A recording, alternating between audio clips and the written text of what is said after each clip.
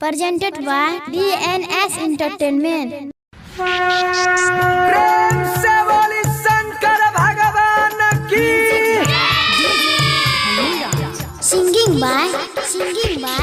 Sanjeev Yadav.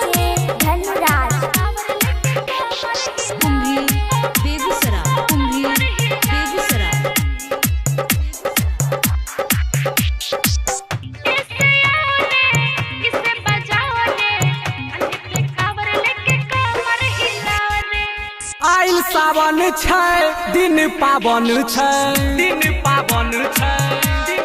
हाँ हाँ आइल सावन छै दिन पावन छै भोले के भक्ति में सभे लागल छै तू त पावर देखाओगे ऐसे आओ रे बिसे बजाओ रे काने पे काबर लेके कमर हिलाओ रे ऐसे आओ रे बिसे बजाओ रे काने पे काबर लेके कमर हिलाओ रे ऐसे आओ रे बिसे बजाओ रे काने पे काबर लेके कमर हिलाओ रे आइल सावन छै दिन पावन छै भोले के भक्ति में सभे लागल छै तू त पावर देखाओगे ऐसे आओ रे बिसे बजाओ रे कान्हे पे काबर लेके कमर हिलाओ रे ऐसे आओ रे बिसे बजाओ रे कान्हे पे काबर लेके कमर हिलाओ रे ऐसे आओ रे बिसे बजाओ रे कान्हे पे काबर लेके कमर हिलाओ रे Music by DJ Dhanuraj.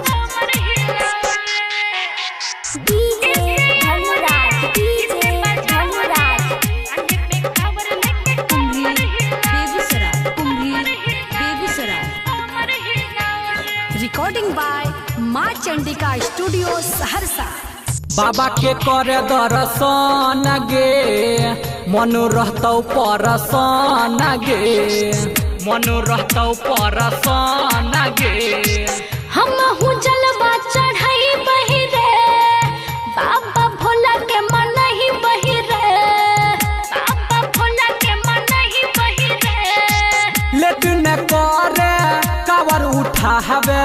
Late न करे कावर उठा हवे चिलम में गांजा लगाओगे ऐसे आओ रे बिसे बजाओ रे कान्हे पे कांवर लेके कमर हिलाओ रे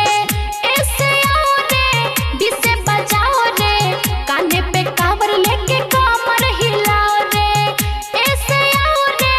बिसे बजाओ रे कान्हे पे कांवर लेके कमर हिलाओ रे Music by DJ Dhanuraj.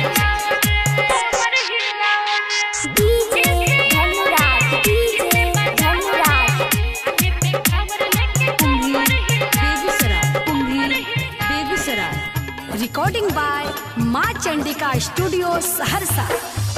बाबा नगरिया दूर गे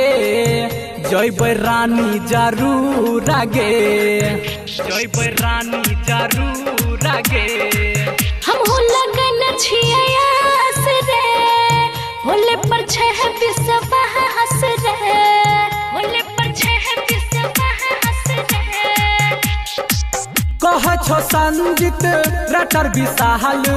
सब दिन रह भी हमरे गे पास बाबा पर जलवा चढ़ाओगे ऐसे आओ रे बिसे बजाओ रे काने पे काबर लेके कमर हिलाओ रे ऐसे अबोगे डीजे बजेबोगे संगे में छौरी तोहरा कमर हिलेबोगे ऐसे